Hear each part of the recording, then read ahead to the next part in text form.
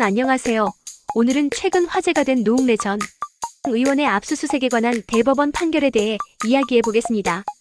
노 전 의원의 자택에서 발견된 3억 원 현금과 관련된 법적 쟁점, 그리고 대법원의 결정이 어떻게 내려졌는지 함께 살펴보겠습니다.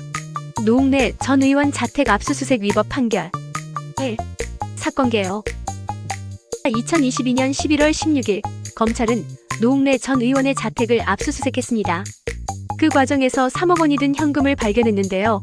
이 현금은 개별 봉투에 담겨 있었고 당시 검찰은 이를 압수수색 대상으로 삼지 않았습니다. 하지만 검찰은 현금을 별도로 보관하고 추가 압수수색 영장을 발부받아 이틀 뒤인 11월 18일 2차 압수수색에서 이 현금을 확보하게 되었습니다. 법원의 판결. 그런데 압수수색이 진행된 후 노웅래 전 의원은 이의를 제기했습니다. 그는 법원에 준항고를 제기하며 검찰의 압수수색이 위법이라고 주장했죠.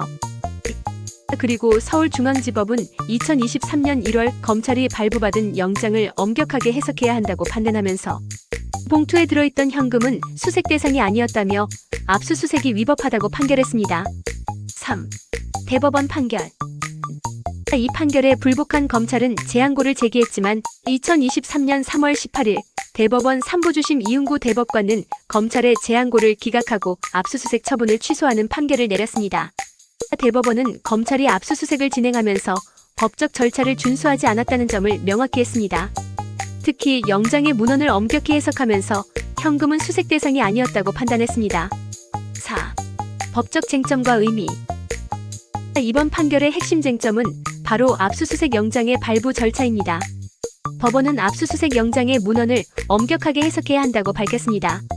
이는 법적 절차의 정확성과 공정성을 보장하기 위한 중요한 원칙인데요.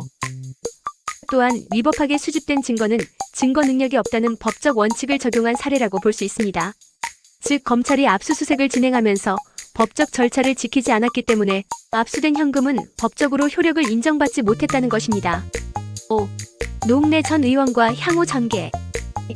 한편 노웅래 전 의원은 현재 불구속 기소 상태로 사업가로부터 6천만 원을 수수한 혐의로 재판을 받고 있습니다.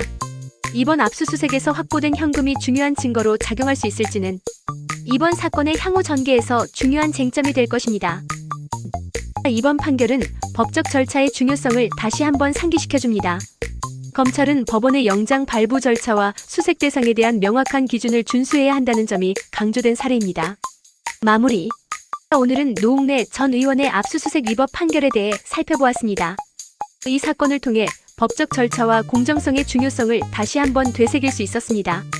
여러분은 이번 판결에 대해 어떻게 생각하시나요? 의견을 댓글로 남겨주세요. 구독과 좋아요 눌러주세요. 다음 영상에서 또 만나요. 감사합니다. 영상 끝.